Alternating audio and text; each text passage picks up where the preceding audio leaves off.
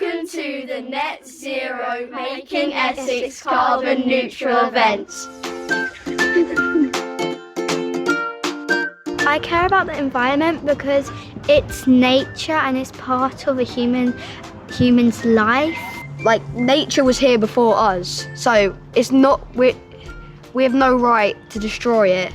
Well, I like it because I can run around and see animals. If we didn't recycle, then more and more plastic would build up and just go everywhere, would just be everywhere. My favourite part is the animals because I just love animals. And the bugs? Yes, I love bugs. Do you like bugs? Yeah, but they can sometimes get on my nerves a bit. And what would happen if you didn't have nice, clean rain and air and sun? What do you think would happen to all the plants? Probably just all die. My husband always leaves the tap running when he's cleaning his teeth. That's very naughty, isn't it? So I don't do that. No. I'd make this machine that's attached to a boat, and it would be huge. And so the boat sails out into the seas. And then because there's loads of plastic in the seas, the machine gets lowered into the ocean. And then these winds start forming, and it sucks the plastic in. And then the machine gets brought back up and onto the boat. And the plastic gets put into a net.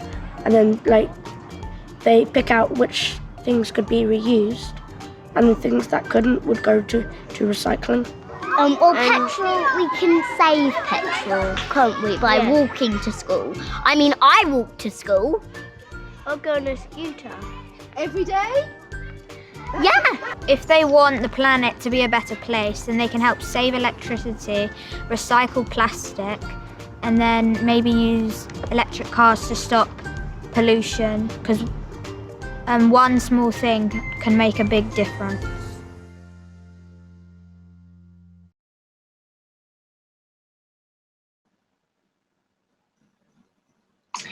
Good afternoon, everyone. My name is Catherine Cameron, and I'm an Essex Climate Action Commissioner, and I'm delighted to welcome you all here today for the launch of the Essex Climate Action Commission report, Powering Positive Change. This sets out the collective actions we can take to make Essex a safer, cleaner, greener, healthier, more resilient and competitive county, and fulfil the expectations and the aspirations of the children that we've just heard in that video. So without more ado, I'm delighted now to introduce my fellow Commissioner, Bishop Roger Morris of Colchester, to highlight the impacts that climate change is already having in Essex.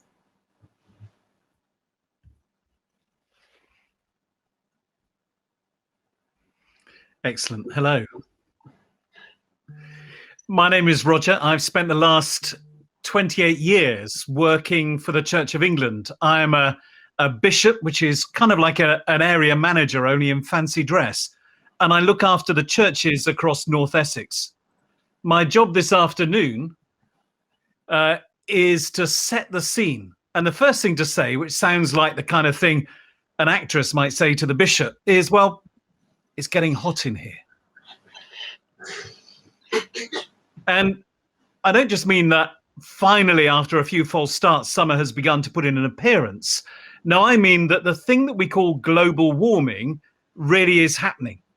Just take a look at this chart of global temperatures from 1870 on the left to the present day. Last year was the second warmest year on record. The chart shows not just that things are getting warmer, but that the rate at which the temperature is rising is also going up. The world is getting hotter quicker. The 10 warmest years on record have all happened since 2005. From 1900 to 1980, a new temperature record was set on average every 13 and a half years. From 1981 to 2019, a new record was set every 3 years. So what's causing this? Well, let's have a look at the science, and please bear with me if all this is a bit old hat. Here we are on planet Earth. Our main source of energy is the sun.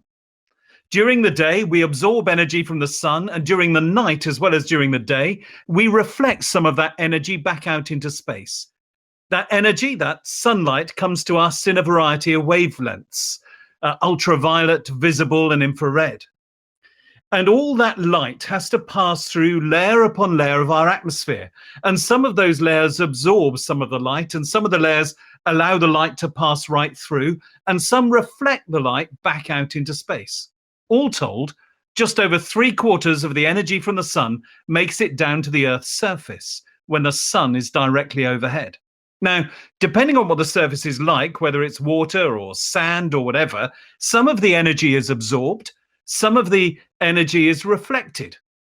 And what we know is that just under 1/3 of the incident radiation from the sun gets reflected off the surface of the Earth. And just above 2/3, 69%, gets absorbed by the Earth. So when we put all these factors together, we can calculate what the temperature of the Earth should be. And the answer we get is, on average, -18 degrees centigrade, about the same temperature as the inside of your freezer at home. Now, that's absurd. We know that that's not how it is, thankfully, because, frankly, -18 degrees centigrade is a little bit chilly. Instead, our planet has an average temperature of around 15 degrees centigrade, much more civilized. Well, what's going on? The Earth is effectively wrapped in an insulating blanket that stops some of the heat that the Earth radiates from escaping.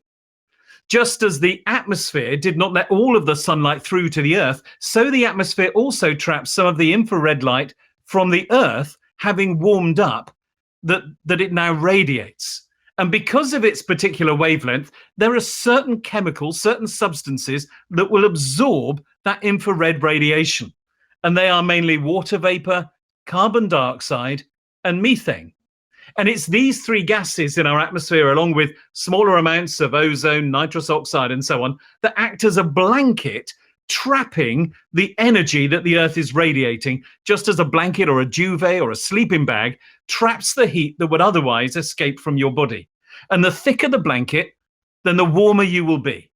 And you know that you wouldn't use a 13 or 15 tog duvet in the summer, because that would trap in too much warmth and you'd overheat. And in just the same way as we've added to the amount of carbon dioxide and methane in the atmosphere, so that insulating blanket has got thicker and thicker, and we have got warmer and warmer. We talk about carbon neutrality and zero carbon, but really the killer, and I mean the killer, is carbon dioxide. When you burn stuff like wood or oil or coal or gas or petrol, the stuff combines with oxygen, and the two main products, as well as heat, that you end up with are carbon dioxide and water. As we keep belching out more and more carbon dioxide, so it adds to the levels that we already have and thickens still further the insulating blanket that wraps around the Earth. And that is why it's getting hot in here. So what? I mean, what are the knock-on effects of all this extra warming?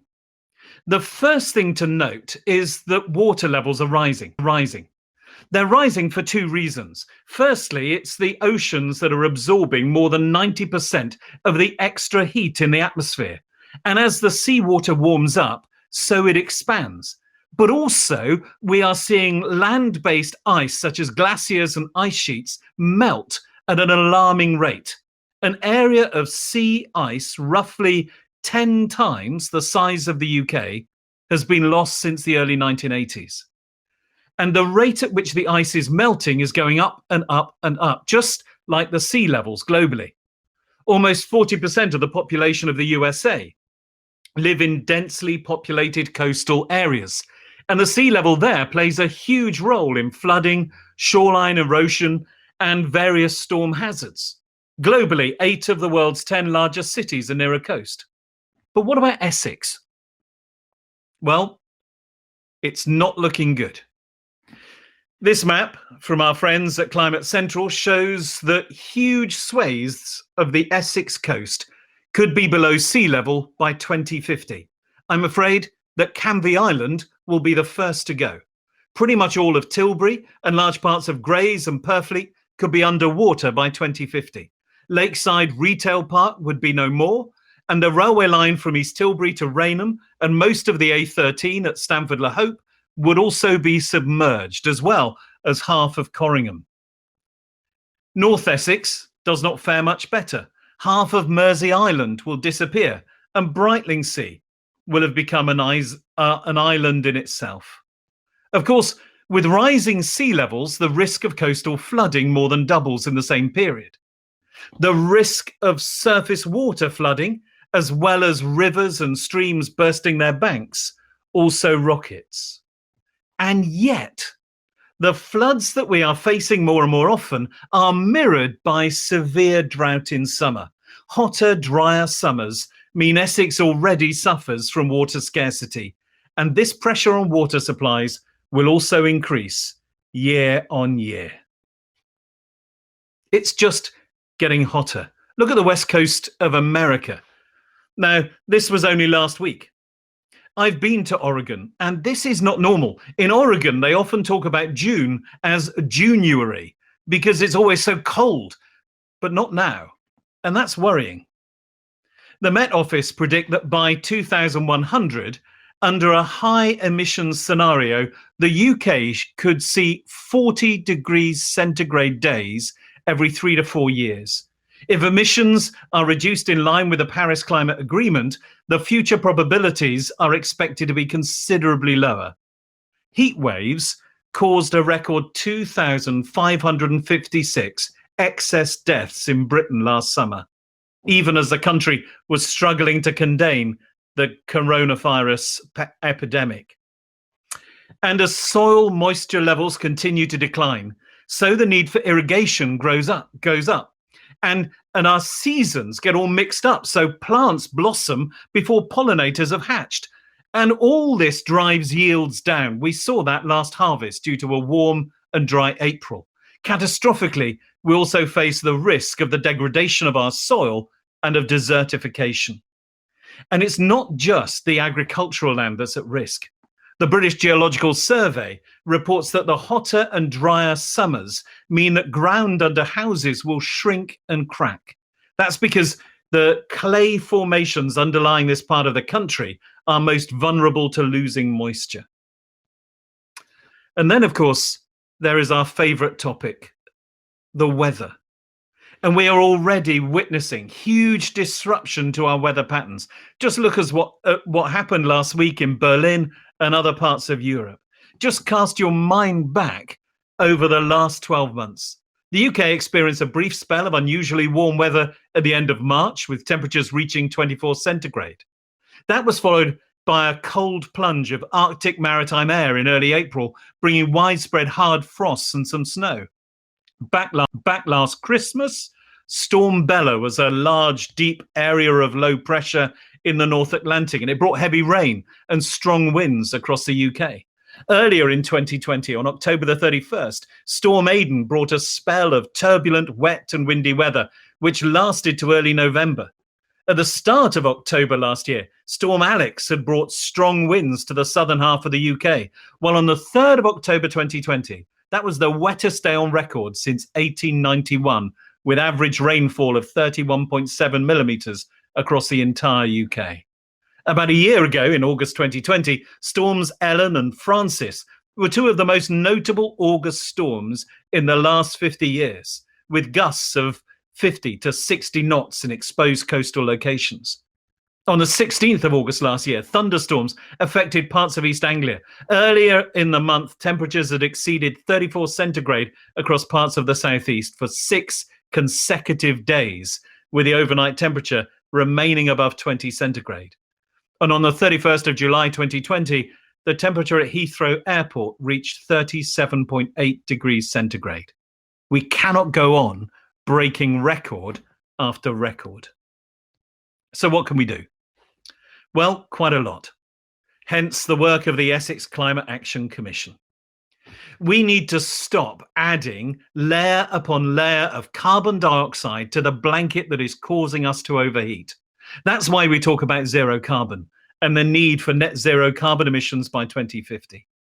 Climate change is already affecting us, and we need to take urgent action. The good news is that we absolutely can. we have the opportunity here to transform Essex, to open up the opportunities in moving to a low carbon world for our families, our farmers, and our businesses. We can build a better, cleaner, greener Essex. Thank you.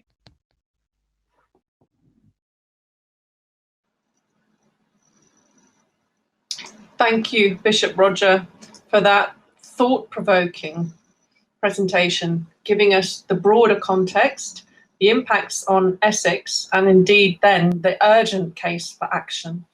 I would now like to turn to our chair, Lord Randall, and invite him to introduce the work of the Essex Climate Action Commission. So, Lord Randall, over to you. Thank you very much, Catherine. Well, good afternoon to everybody. I'd just like to say a few words about the Commission itself and its remit and its work. It was a privilege to be asked to chair this exciting conference, and in the words of 2020 and 2021, next slide, please. So that's a bit about me. Enough said, I think. But as I said, I was really honoured, and it was a very exciting opportunity to be chairing this commission. Next slide. As you can see, we assembled not only a good number of commissioners, but it's created a real diversity of experts and people who are really experienced in their fields, not just academia, but people, farmers, public sector, business leaders, people who've really got a grounding in what the practical issues are. And the thing I was particularly delighted is we actually have two young Essex Assembly members who act as my co-chairs. Next slide.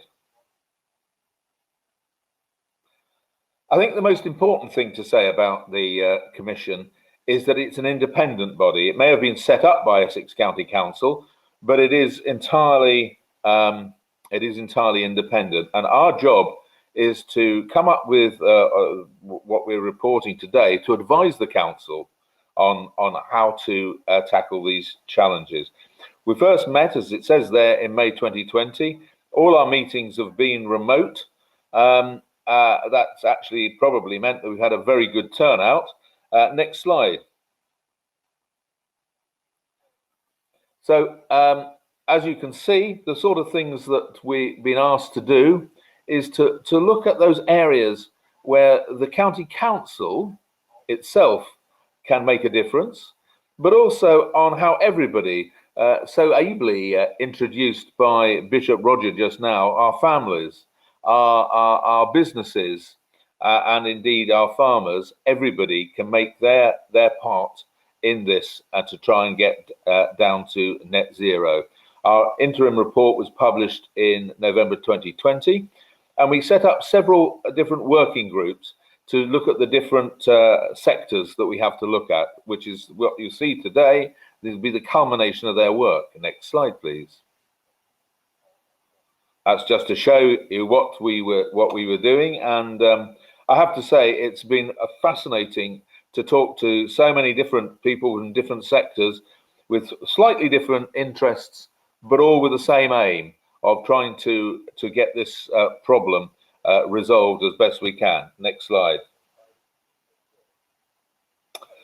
So we're going to have another year on this, and we're going to be looking particularly, as you can see from the slide, at other ways. In one of the ways we are going to be able to do this is how we're going to be able to make Essex not only have an excellent record on carbon zero, but also to see how this will provide opportunities for businesses and residents in the way that we can create better homes, more jobs.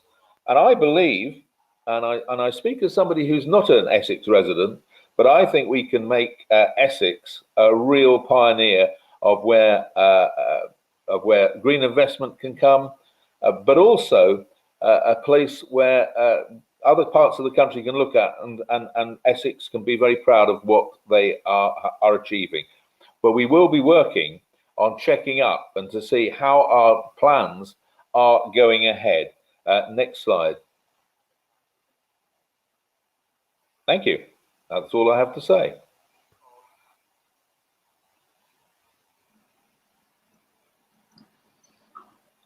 Thank you, Lord Randall, for that comprehensive introduction to the work of the Commission. Without further ado, we're now going to move to the practical implementation of the report's recommendations. And so it's my great pleasure to introduce my fellow Commissioner, Professor Jacqueline McGlade, to highlight the Commission proposal to develop a climate focus area. So Jacqueline, over to you. Thank you. Thank you very much, and good afternoon, everyone. I'm going to present the outcomes from the Land Use and Green Infrastructure team. We had an interest group that ranged from landowners, farmers, conservationists, those interested in the water sector, academic researchers, and many others who are really passionate about this. Next slide, please. Now, the whole set of recommendations are highly ambitious, and what we want to see is that challenge being achieved. And one of the ideas that we've had, which I have to say is unique across the UK, is to create a climate focus area. The idea is to really show people what can be done, what best practice can be put in place, particularly around sustainable land use management. Now, there are two parts to the climate focus area. One is about adopting what we mean as sustainable land stewardship practices, and we've set a target of 100% by 2030. And then natural green infrastructure. So sustainable land stewardship means looking after and enhancing the integrity of soil, of water and air, so the health of these resources has got a lasting and positive impact on the abundance and diversity of organisms that depend upon them, including ourselves, so the health of the ecosystem will translate into the health of people. Natural green infrastructure is very much about strategically planning a network of natural and semi-natural areas so that we can deliver these ecosystem services.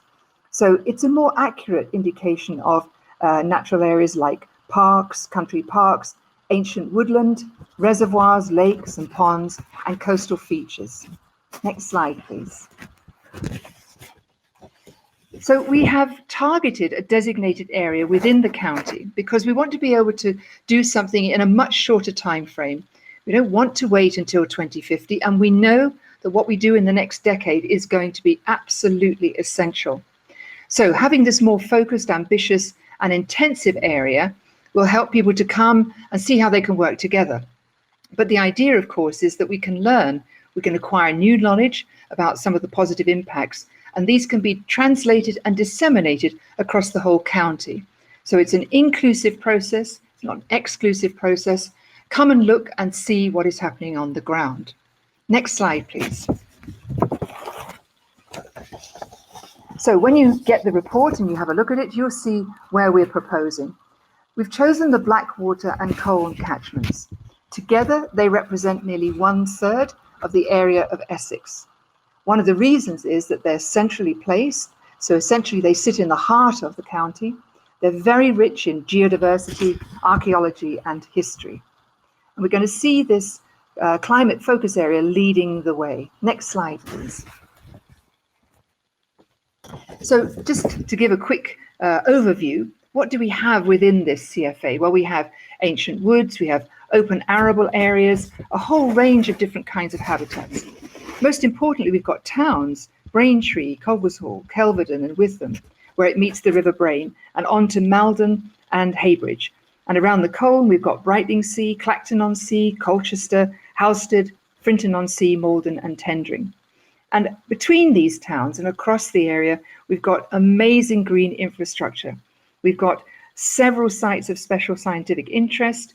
We've got local nature reserves, national nature reserves, and we've even got a Ramsar site, which is an internationally recognized wetland. So altogether, this is a quite unique, nevertheless important heartland to the county. Next slide, please. Now, the catchment is also important because it provides natural corridors linking the hinterland of Essex with the coast. So it lies in the centre of the county. It's got all of these different habitats, coastal, inland, rural, which means that whatever we discover However we make progress, it's going to be relevant to different people and communities across the county. And what is so, I think, interesting and how we can see the integration of even the rural and the urban is that we've brought together 5 boroughs and districts. So putting all of these together with the 5 local authority areas, we have a significant area with which to showcase the different ideas that we have. Next slide, please. Now, to achieve the objectives, the title is, of course, arriving at net zero carbon by 2050. But we see that if we focus, we might be able to achieve net zero carbon more quickly because it's in a concentrated area. This will allow us to focus funding, partnerships, and our energy. We're going to look at recovering biodiversity. We'll action radical changes in land use and practice, together with partners in the farming sector, but also landowners. We're going to focus on nature-based solutions and a whole ecosystem approach. We want to be a pathfinder, having this pilot area where lessons can be learned quickly, knowledge acquired, and then shared with the rest of Essex. And most importantly, it should be a multi-sectoral project. And in other words, we're looking at how transport, the built environment, energy, waste, and community engagement all come together within the community and within the climate focus area. Next slide. We're going to have some real focus on foods because we see after the COVID pandemic and the way that people had to change their life patterns and work patterns, that relying on local foods, shortening the food chain from farm to fork or from farm to plate is going to be very important. And we need to make sure that the food that is delivered is nutritious as well. So we want to address food inequalities currently that we see across the county. We want to be a demonstrator. So this isn't just going to be about rural, it's going to be about bringing new types of sectors in. So we're going to have wood products, a circular bioeconomy, nature tourism, leisure and recreation. And through all of this, we hope to have the ability to attract investment. We're going to become an investment attractor, showcasing companies that are undertaking sustainable practices, giving products that are able to be labeled, investing in land and landowners around the theme of sustainability, and all of those land stewardship techniques helping us to be more climate resilient, not just simply reducing our emissions, but making sure that we have in the future the wherewithal, the capacity to not only support climate smart business, but also to support our communities. Finally, on the next slide, we've set targets. Now, targets are important, and one of the roles of the Commission is to make sure that they are being progressed and that they are achievable. So we would like to see all the farmland inside the focus area adopt sustainable land stewardship practices. We would like 30% of the land cover to be managed as natural green infrastructure. That includes the parks, but also some other areas that could come into this. We want to see 30% of urban areas also under natural green infrastructure.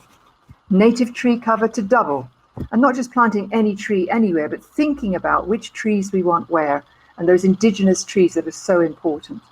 And finally, every parish to have a biodiversity action plan and a climate emergency strategy, linking to communities so they essentially know what they can do and how they can really help the whole county achieve the target. With that, I'd like to thank you for your time and hand you back to our moderator. Thank you. Thank you, Professor McGlade, for that inspiring presentation on the practical steps to be taken to develop a pathfinder pilot area across sectors as a demonstrator and as an investment attractor in Essex. So I'd like to move on now to introduce the leader of the council, Kevin Bentley, and the new Essex Climate Czar, Peter Schwier, to take us through what action the county is already taking. So over to you, Kevin and Peter. Thank you. Thank you very much for that introduction, Catherine. Hello, everybody. I'm delighted to be here today, and thank you all so much for taking time to attend and out of your busy schedule. I'm delighted to be at this launch of Essex Climate Action Commission report. This is very important for Essex. It's also important for our residents, for our businesses, and our county as a whole. The commissioners have worked extremely hard, and with the level of expertise that they have there, they have made lots of recommendations, as there are over 30 commissioners. Now, these recommendations we will look at over a period of time and respond to them in the autumn. The way that this is going to affect us is going to have long-reaching terms as we move towards net zero and 2050.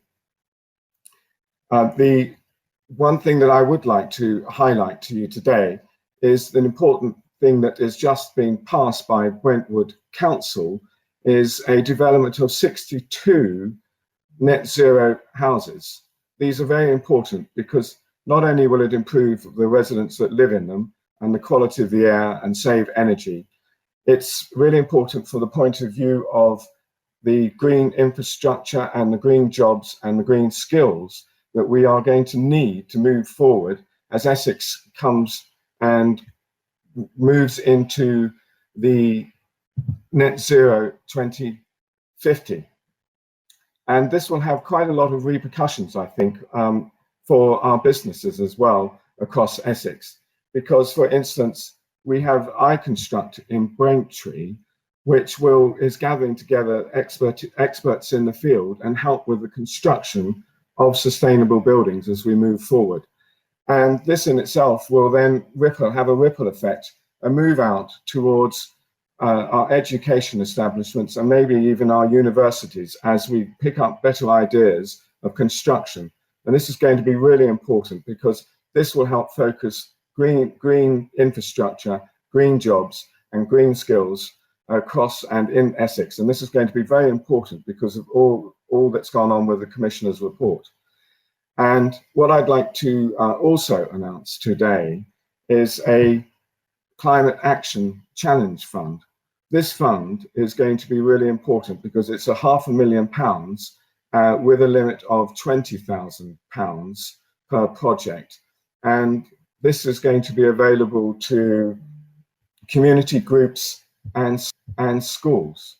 And again, this process is going to be fairly simple to apply, but what's really important is we hope that the communities and the schools will engage and understand on how good the environment is for us in the future.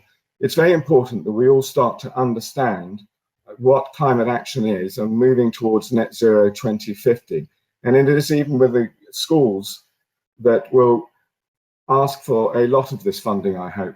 For instance, I went to Danbury School the other day, and there I saw the children having made up their own minds as to how to recycle packets of crisps and choose the whole process. And it was really interesting and inspiring. So this fund is part of that process. And this is important for all of us because that inspiration and that participation by people in Essex, whether it's schools or other community groups, by acting and by doing a little, getting interest in the person beside you, your friends, your families, this will spread out. And all the actions that we can take will help move Essex towards net zero 2050. And this is vital because we need to care for our climate and our environment. I was a former farmer and I'm a father as well. And I believe it's very important to leave the climate in a better position than we find it today. And I think that you'll also all agree with that as well. So what I would like to do now is introduce you to a film where our leader, Councillor Kevin Bentley, is going to give a good introduction, and then you will see some examples of what Essex is doing today and also some of the commissioners that are involved in that process.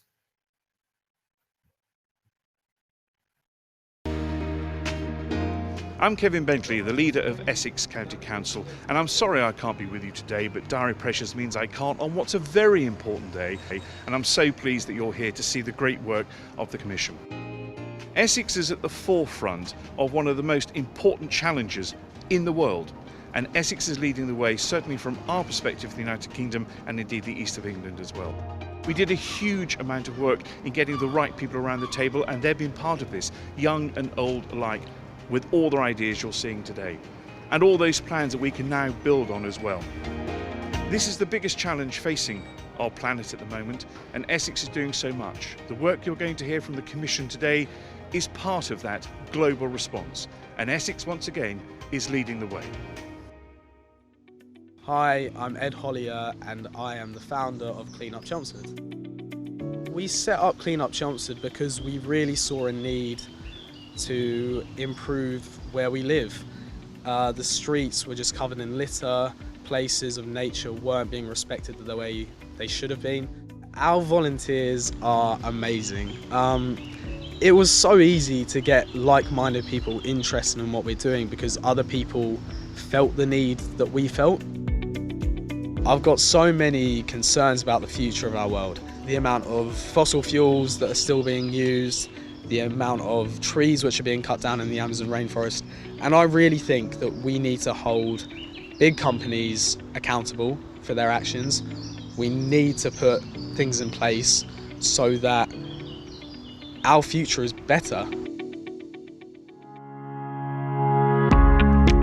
I'm Archie Ruggles-Bryce. I'm the owner and manager of Spain's Hall Estate in Finchingfield. The village of Finchingfield suffers from flooding every few years, and then about every sort of 10 or 20 years we have a really big flood which goes into people's homes, people's businesses, and that's what we're trying to sort out. My role in the project is that I came up with the idea to put beavers to work in North Essex and match their efforts against some man-made things that we're doing in another part of the river catchment.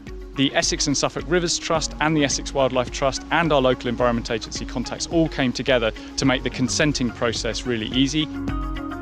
Since the beavers have been here, we've seen a massive explosion in the number of dams. They've built a dam a week for the first 20 odd weeks, but then they started joining them up, and we see behind us now lots and lots of wetland areas, permanently stored water. So we're recreating a wet woodland habitat which otherwise just wouldn't be here. For us as a farm, climate change is going to be directly impacting us. It already is. We're seeing more rainfall events, we're seeing more drought events, which is making it harder for us to grow the crops and the food. And I think the same is really going to be true of everybody in Essex, from young people to old people. We're going to have to be more resilient. We might have to rely on people like the County Council to help us do that, or our local councils, but everyone's got to accept that things are going to change and we've got to be ready to work with that change and to try and minimise the impacts of it. I'm Juliet Maxim from Greater Anglia and we're at Manningtree Station. Rail travel is the third most sustainable way of transport after cycling and walking. We're getting all new trains, we're replacing every single train on the network, and our new trains are even better for the environment than our existing trains. We encourage people to cycle to the stations. We've got over 10,000 cycle spaces in our cycle parks across the whole network. We're sustainable in everything that we do. Last year, we reduced our carbon emissions by 11%, and we're working with other partners like the Carbon Trust to make improvements this year as well. But it's also about biodiversity. We've got 56 station gardens. They're looked after by our team of adopters. Well, I live in Manningtree and have always been involved in the community, and it's such a great community effort and project. It just really appealed to me how I could make that happen for the station. I feel climate change is a problem for everybody in whatever area they live in. I'm worried about my grandchildren, who are all actually pretty good at thinking about what they can do to help the environment. And if everybody did something rather than nothing, it's got to help make things better. Hi, I'm Jo. I work in the floods team at Essex County Council in climate action and mitigation, and I was the lead engineer on this project. We'd had reports of flooding downstream in West Horndon, and we were looking for a suitable area where we could install a flood alleviation scheme. We looked into more formal flood options, but working in Thorndon Country Park, which is ancient woodland and listed parkland, we had to do something that was sympathetic and natural in the environment. By installing these leaky dams within Thorndon Country Park, we're holding back the water so that it goes into West Horndon at a more controlled rate. We used heavy horses to drag the logs into place. It's all local wood that we used. We've got a rain gauge and we've got flow monitors upstream and downstream of the dams, which are linked to a mobile phone network, and we can view the levels of the water at any time. There's thousands of properties at risk of surface water flooding in Essex, and by installing flood alleviation schemes throughout the county, we're looking to reduce that number. My name's John Davis. I'm retired at the moment, live in Clacton-on-Sea, and I spent 54 years at sea. I bought this house and it's built in the 1930s. I was advised that the upper skin was only single. So each winter, my wife and I used to really be cold. My energy bills were going up sky high because I had the heating on all the time. When the government made an announcement to say that they would give a grant out, I was happy to apply for that. To render the walls, they extend it. If the wall was only 5 inches thick, by the time they rendered it, it was 8 inches thick, you know. I will definitely see a vast improvement come winter. Sustainability is a long-term project that we've been doing at Danbury Park. It started 2 years ago, an idea from a group of children who really were concerned about the environment and their future. Each class now has their own project. They are concerned, but they need to know why. And that's why it's important that we develop this long-term teaching approach. So each class in the school now has an area of responsibility. Yeah, I'm very concerned about the future and climate change. It's in the news, it's very topical. Danbury is a wonderful village. We're going to lose that, but we need the children to take it forward. They're the future. My name's Jonah Davis. I'm the head teacher at St John's Primary School in Danbury. The biggest project we have is that the solar panels that Empower have put in for us. That's our biggest thing. But recently we have changed all our lighting to LED lighting. We've had a big roof project and insulation project from Essex County Council as well. Solar panels are fantastic because it means that we're using renewable energy. This county in particular, in Essex, we have so much sunshine that I think Essex could really lead the way amongst the other home counties in driving solar panels forward and moving more towards renewable energy. It's not just about local areas, it's about the whole world and doing our bit. So there, some great examples of what we're already doing in Essex to help improve climate change and get to net zero carbon emissions by 2050. But climate change isn't just about what the County Council can do or indeed our other council colleagues around Essex. It's about what we can do, each and every one of us as individuals, to help reduce carbon emissions, however small that may be, and it is our job to make sure we change the legacy we inherited and make it a better outcome for those generations of people yet to be born. Essex is proud to be at the forefront of that, and I'm proud to be the leader of the County Council which will help deliver it.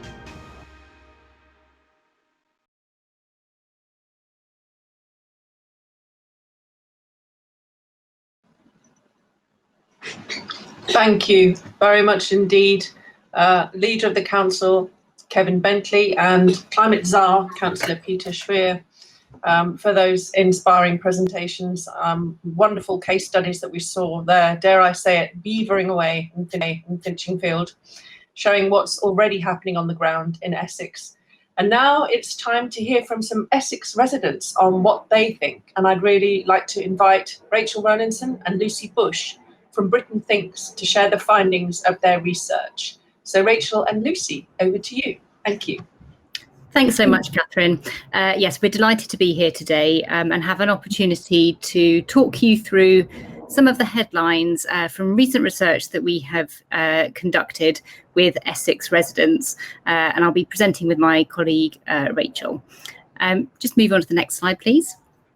So we were commissioned by the Commission and by Essex County Council to go out and talk with Essex residents and conduct a survey to understand a bit more about their current behaviours and attitudes around climate action and what their barriers and drivers might be to changing those behaviours and taking up more environmentally friendly behaviours. And what we're going to be doing today is talking about 4 key findings from our research. Just a note on the method, the approach that we took to understanding residents' views. So we took a mixed methods approach, which means that we combined qualitative and quantitative methodology. So we ran a survey which had a large representative sample from people across Essex that aligns with national level data. And we also spoke to people, so in a qualitative methodology. And we had, again, a robust and representative cross-section of Essex residents that took part in our research, making sure that we spoke to people of different ages, people that lived in different parts of the county, and people with a range of different behaviours and attitudes, to make sure that the research findings were balanced. Next slide, please. So as I say, we're going to talk through 4 of the sort of the key headline findings from that piece of research, and we have a short video to show you as well. So the first key finding is that the vast majority of residents in Essex claim to be concerned about climate change, but in practice the issue often feels distant and can be less of a priority than other national and local concerns. So certainly climate action is a very topical issue, and people are hearing all about it through the media and on social media, and it does prompt concern. It's something that's on their minds, it's something that they're worried about for themselves and their future. But they're often thinking about it in terms of the impacts happening elsewhere, in other countries, and kind of and not necessarily how it would impact life in Essex. There's a quote there from one of our participants talking about polar bears in the Arctic Circle, things that they see on TV, rather than necessarily things that are happening in their own local communities.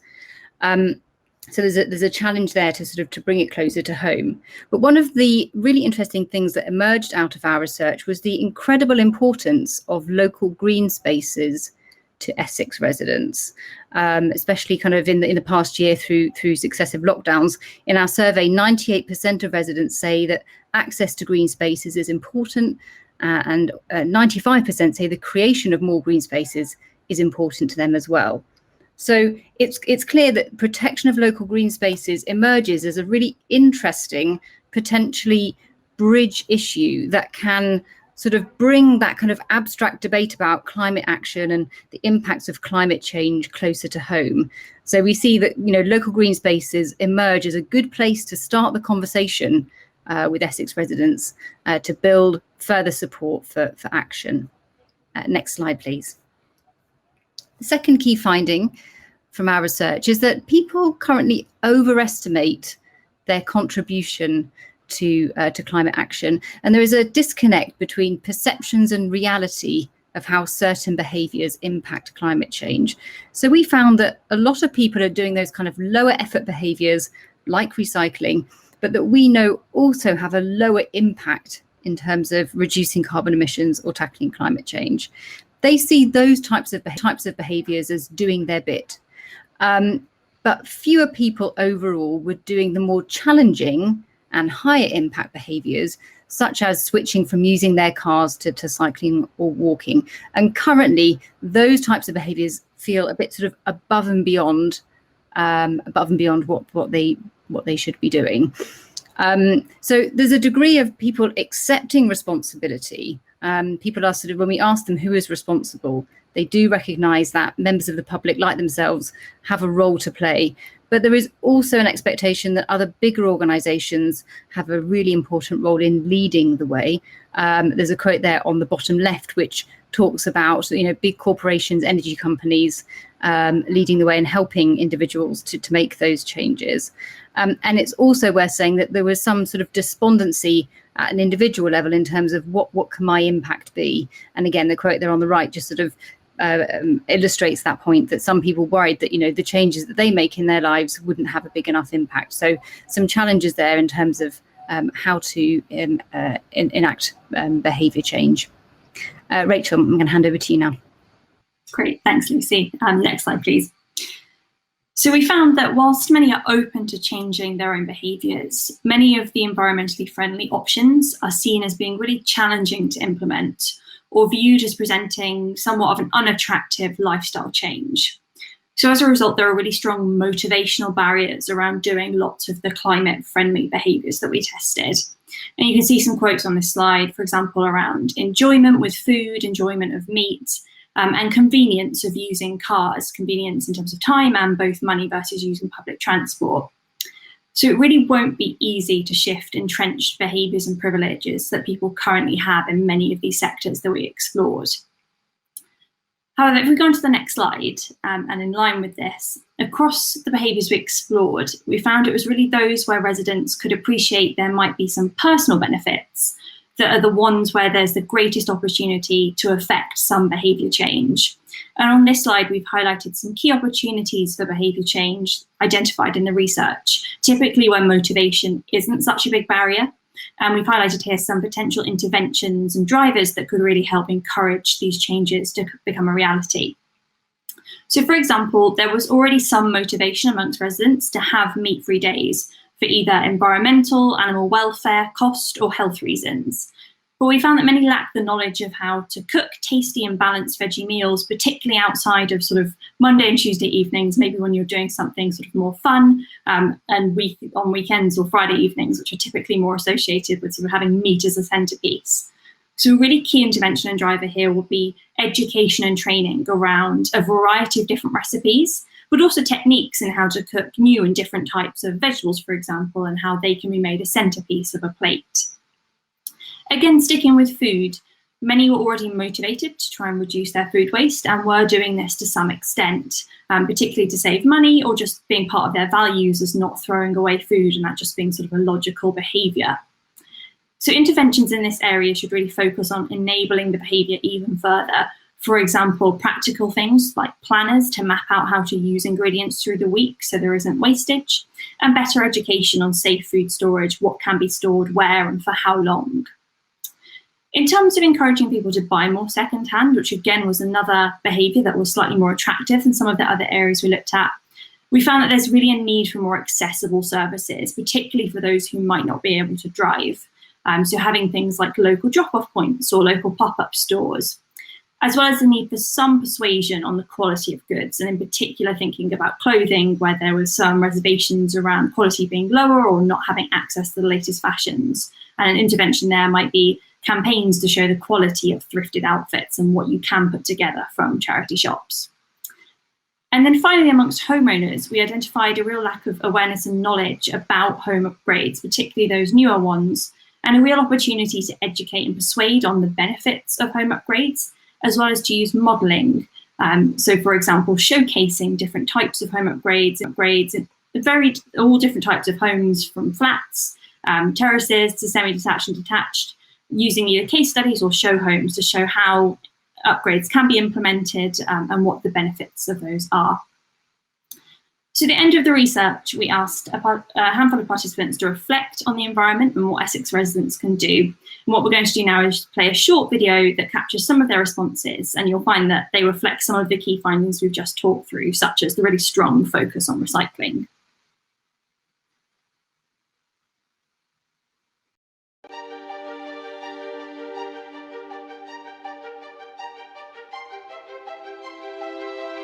As a resident of Essex, this is our problem. It's everyone's problem. As a mother, I want to leave a world that my daughter can go and explore in the same way that I have been able to. Environment has to be the single most important thing that we face. Because it all starts locally, doesn't it? Because no one can influence the entire world by themselves. So we have to look at the area we can influence. It impacts on us in Essex in particular because of coastal erosion issues. I've got grandchildren and I fear for the consequences, and we're all responsible for this because we all share the planet.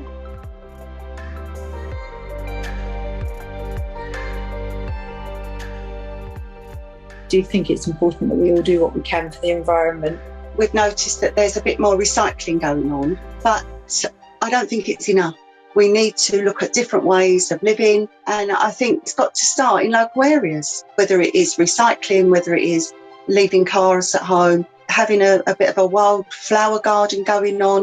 You know, making sure that lights in the house are switched off, making sure the heating is not on when it doesn't need to be. If more people walk when they can walk. I do a lot more recycling now than I've ever done. So we limit the amount of red meat that we eat. We really concentrate on the air miles of our food. Composting, just taking care of the environment that we have.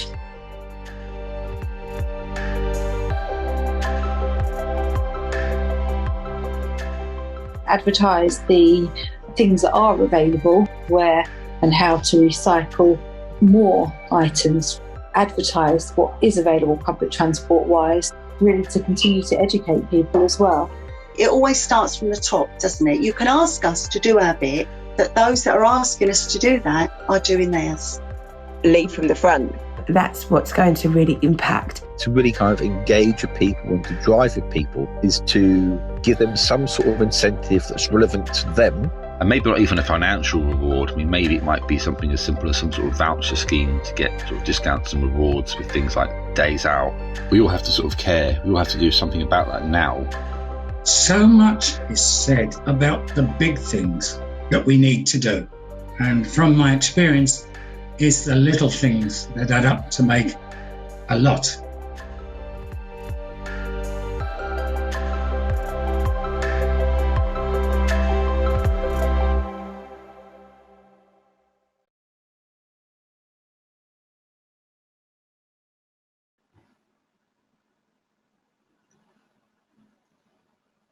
So thank you, Rachel Rowlinson and Lucy Bush from Britainthinks on that fascinating piece of research with some great practical suggestions from Essex residents. I really like that last insight, that it's the little things that we can all do that actually turn out to add up to a lot. So it's that look after the pennies and the pounds will look after themselves maxim. So I'd now like to ask you, the audience, currently some 355 people, to participate in the first of two polls in this session today. And the first one, coming up now, asks you to say what actions you would take to reduce your carbon footprint. So do please refer to the side of the screen next to the chat and the Q&A and get voting. We'll see what turn out to be the most popular. Over to you.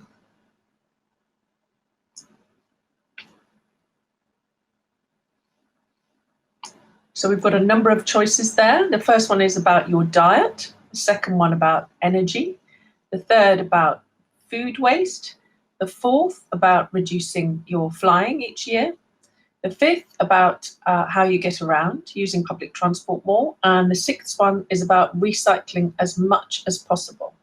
So we'll just wait for those votes to come in and see what comes back through.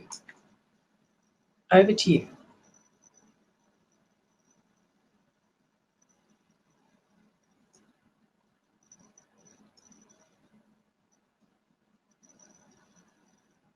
Very interested to see how this comes out, which are the top three out of those choices.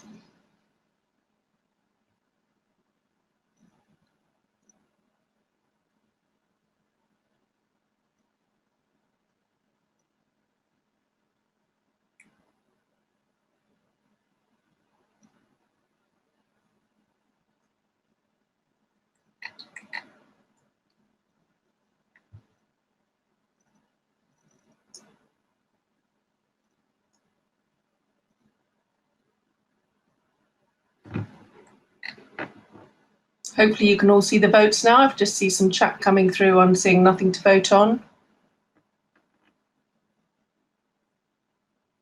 Some lovely comments coming through. Some people have been plant-based for years, or if you're already doing all of them, that's really great. Whether it's something you already do. Some really good suggestions here about working from home, not on the poll. Yeah, it's hard to restrict this to 6, isn't it? There are so many choices. And yes, Stuart Bird quite rightly pointing out that not taking the long haul flight would make the biggest impact. And that's certainly been easier this year, hasn't it? As it's not been possible to fly.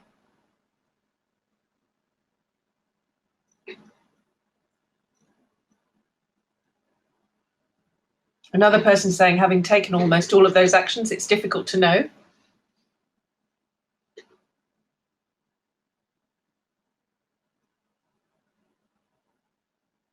Yeah, this is wonderful seeing what's coming up in the chat. I've only done one long haul flight in 78 years, so I can't do less than one each year. I think that's fantastic. So I'm just waiting now for the results of the poll to come up.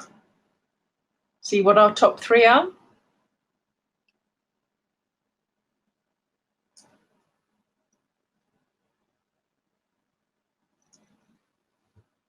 Interesting statement about green energy costing more. I would query that. Green energy achieved price parity a couple of years ago now in kilowatt hours. So actually, depending on which provider you use, it can actually be cheaper. And it just takes a phone call. Yeah, some great comments here from Jill Bruce about the impact of eating less meat and also cutting out dairy.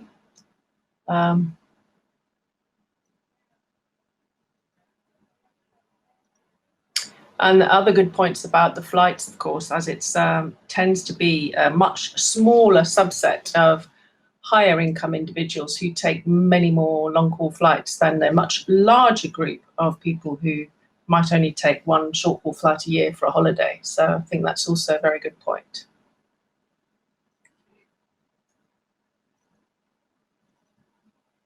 So I'm wondering now if everyone's had the chance to vote, if we should be closing the poll so we can get the result.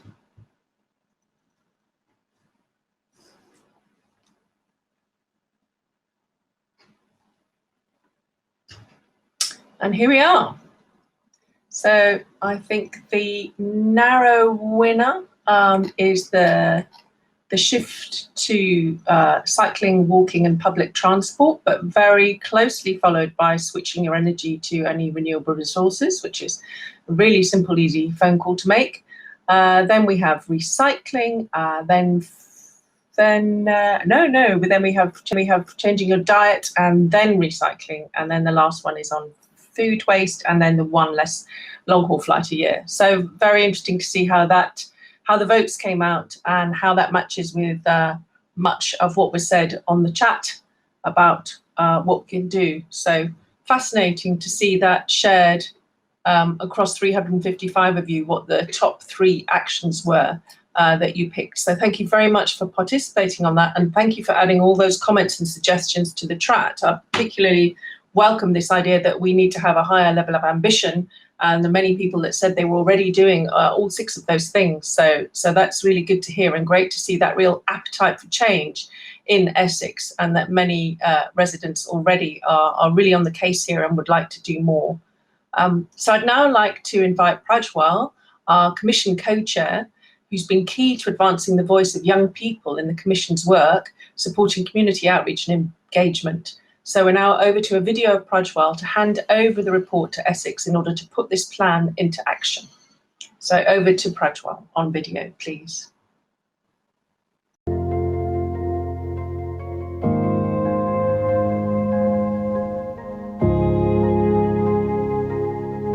A year ago, the Essex Climate Action Commission was established to create a net zero Essex.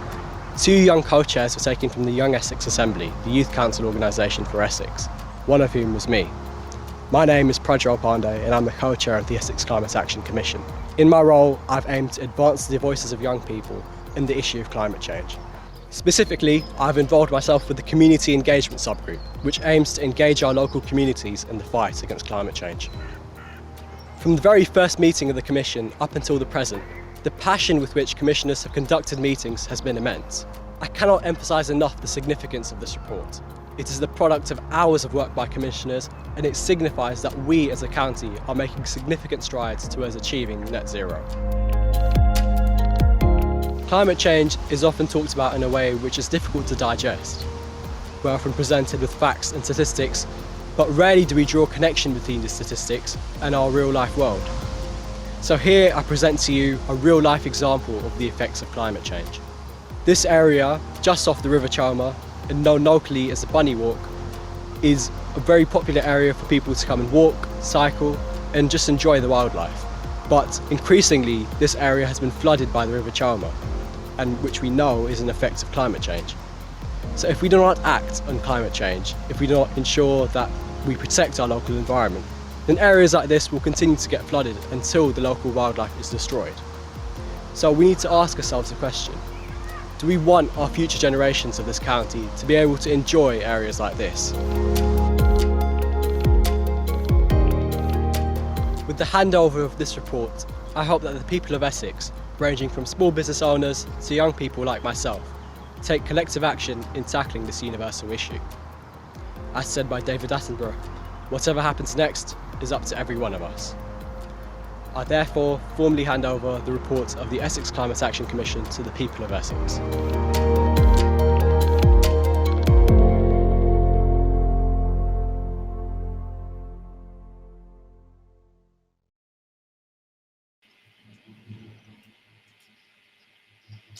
Thank you, Prajwal.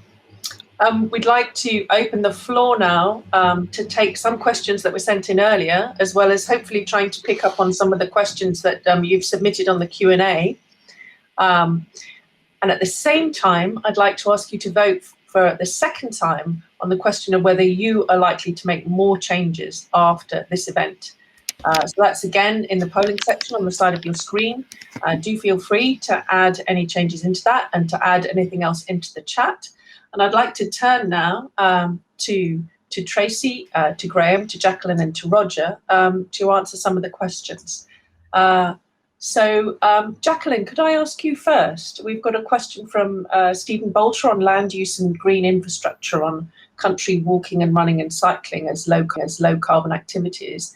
And that some of the attractive landscapes that we have are CO2 sinks. So should Essex County Council build on the increased use of our countryside as a safe place for exercise, recreation and calming during the COVID pandemic? And he's got 3 very specific suggestions about adding more of the Stour Valley to the Dedham Vale AONB, or campaigning for county and regional landscape designations.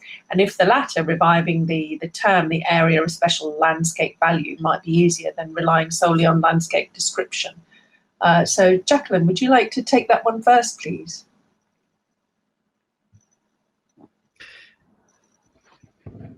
If we have Jacqueline.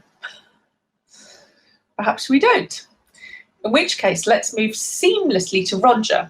Roger, we've got an interesting question here for you from Jill Bruce, the lead climate ambassador from the Federation of Essex Women's Institute.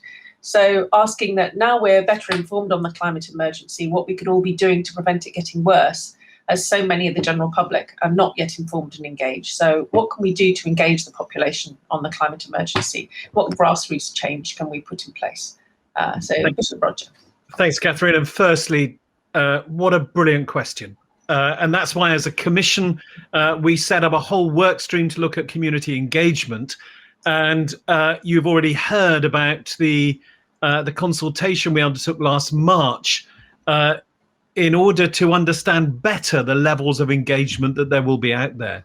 But let me point to a few things that we're doing. Firstly, there is a website. The website came up because you can have a look at the report on the website. That is now launched, and that will also signpost people to other resources that are available. There is the Love Essex website at www.loveessex.org, which has information about everything from eco shops to cloth nappies to composting, all kinds of things. There's the fabulous Essex is Green Facebook site, Twitter feed and Instagram feed at Essex is Green. The Essex is Green Facebook site was the first channel to be established, which has now over 6,000 followers. It was followed by a Facebook discussion group and a smaller private group of nearly 700 members where climate matters are discussed in greater detail, and a further changemakers group.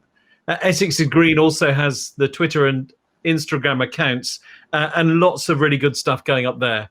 There's also the Blueprint to a Circular Economy project, who in conjunction with Essex Library Services, for example, have launched a brand new borrowing platform across 4 Essex libraries, enabling residents to borrow rather than purchase things like gardening equipment, DIY tools, party decorations and things, all free of charge. And you can find out more about Project Blueprint at projectblueprint.eu.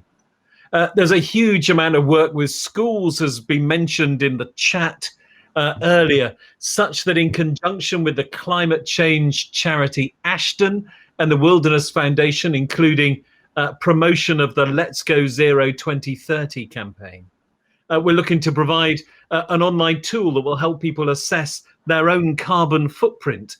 And that will be in conjunction with all kinds of other online resources. And we're also working with public bodies and local authorities across Essex to get out messaging about what people can do and about funds that are available to help them. We also have an aspiration, as you've already heard in the presentation, to establish Essex as a centre of excellence for innovation in addressing the climate crisis. And this will include help with skills, training and information, as well as developing innovation hubs across Essex. We want to launch a climate recognition scheme for businesses, where businesses are awarded a logo or a badge in recognition of climate action taken. And that helps us as consumers make informed choices about what businesses we want to support. And only this morning I was in a call about the development of some gaming platforms for 6-year-olds and 10-year-olds to help them engage with some of these things in a fun and active way. But also, please, we're always open to suggestions as to what more we can do, so do contact us. Nothing will be lost or wasted that's in the chat tonight, and the Commission will take away some of the other questions and points raised and look at them further. But thank you for the question.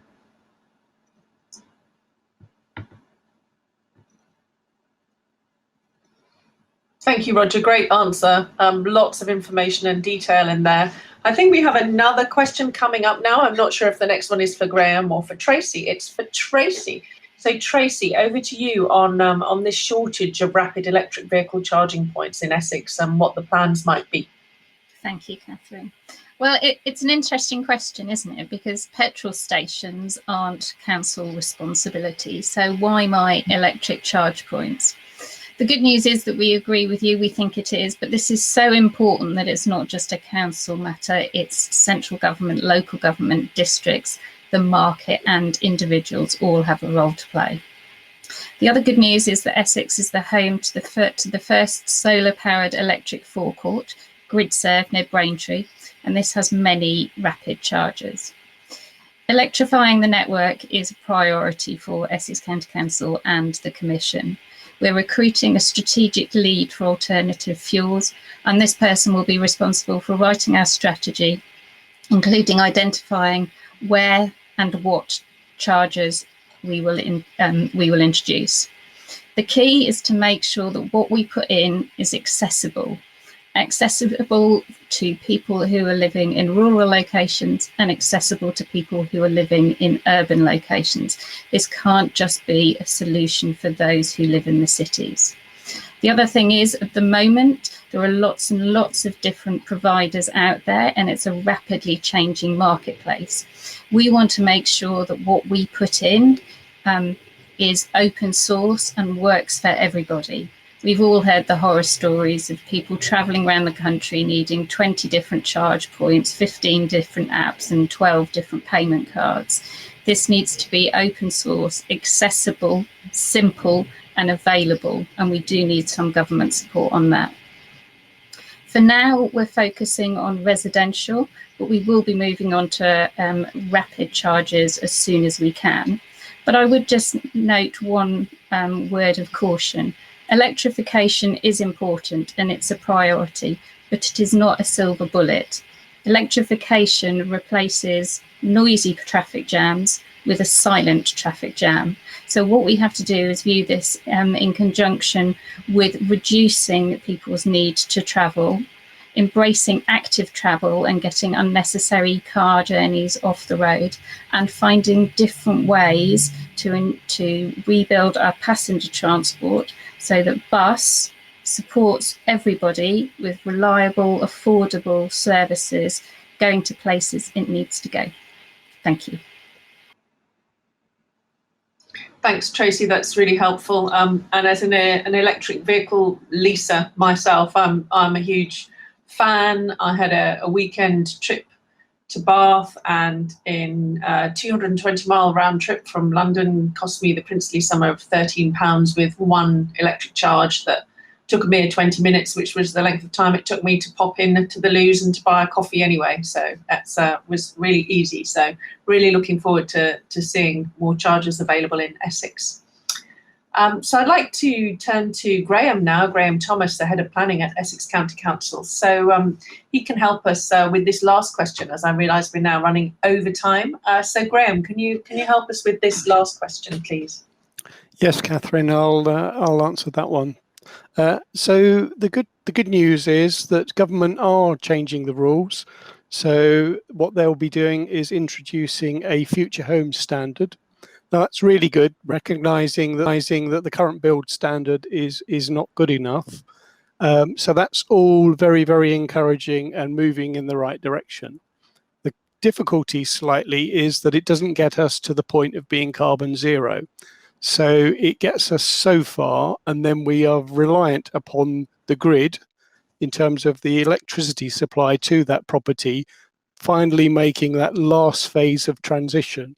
The other difficulty is that the proposed changes do not come into being until 2025, which means that the build rate of sort of 7,000 homes per year will have built another sort of 30,000 new homes. So in other words, if we align this to sort of GCE, well, A-level grades, we're currently operating at a level C in terms of building regs. Government's proposals will take us to a grade B, but where we need to get to is a grade A. And the good thing in Essex is that a number of local authorities working either as housing companies or with developers are looking to introduce a number of pilot schemes. And I think those pilot schemes are really going to be leading the way and providing us with a good level of understanding and knowledge. And hopefully more and more people come on board and deliver stuff early rather than waiting to 2025. Thank you, Catherine. Thanks, Graham, very much. I'm very conscious of the time now. We've got many questions in the chat, and I'd just like to confirm, a couple of you have been asking about the slides and the videos. All the slides and all the videos from today will be available on the new website, and the Essex Climate Action Commission team will be drafting written responses to all the outstanding questions on that new website. And that's in the chat, but it's www.essexclimate.org.uk. So that new website again, www.essexclimate.org.uk. So you can find all the information and all the recordings from today on that site, and there will be written responses to all the questions. I'm very interested in the response to the question about divesting from fossil fuel pension funds. I think that would be very interesting. So it only remains for me to thank you. Thank you all for joining us today for the launch of the first comprehensive county-wide plan to power positive change to make Essex future fit for the 21st century.